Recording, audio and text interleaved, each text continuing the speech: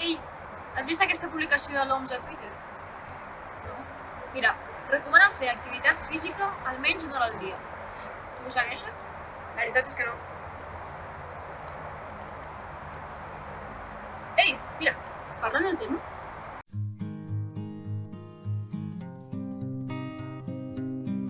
La JODIC participa al Pla Estratègic d'Esport Escolar de Catalunya 2020-2030. Però, què és un pla estratègic? És una eina que ens ajudarà a definir l'esport escolar català durant els propers anys. Ens indicarà on estem i fins a on volem arribar per assolir els objectius que ens haguem proposat entre totes. Amb la idea de potenciar una escola activa amb uns bons hàbits saludables i incrementar l'activitat física-esportiva en infants i adolescents. Volem que siguis partícip de tot aquest procés.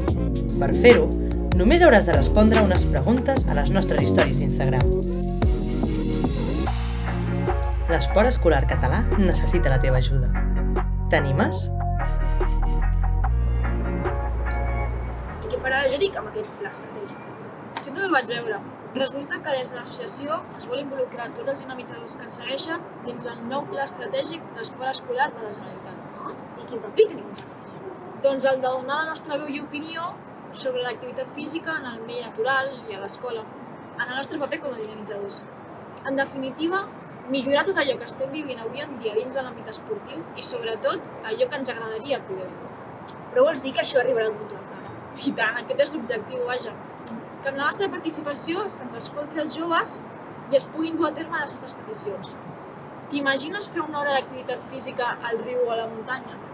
O que com a dinamitzadors poguéssim organitzar estades esportives al nostre centre? O poder decidir quines activitats es fan a l'horari no lectiu al nostre centre? Uah, seria brutal! Això sí que estaria motivada a fer esport cada dia i a fer esport a l'escola. Ens ajudes? T'agradaria que al teu centre es practiquessin esports com el caiac o l'escalada? Vols sentir-te partícip de l'esport escolar al teu centre? Ajuda'ns a recollir la vostra opinió.